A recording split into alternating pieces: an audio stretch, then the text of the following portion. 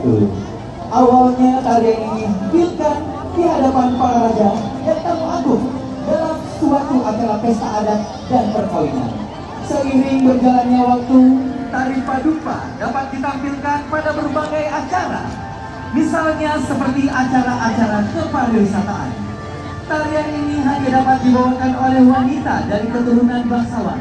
Namun seiring waktu tarian ini diselenggarakan pada acara apapun, baik penyambutan tamu, hitanan, pesta pernikahan, dan kegiatan lainnya.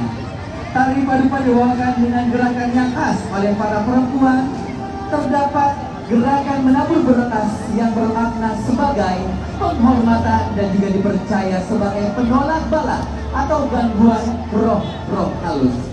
Tari padupa juga diiringi dengan musik yang khas. Musik yang digunakan adalah musik khas Sulawesi Selatan seperti gendang Makassar, suli, kecapi, dan pui-pui. Para penari menggunakan busana adat bodo dengan hiasan lengkap seperti gelang, bando, anting, dan kalung rantai motif guna.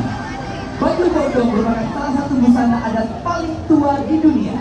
Bentuknya persegi empat dengan lengan yang pendek di atas siku-siku. Bapak, Ibu hadirin yang terhormat, serta seluruh pelaku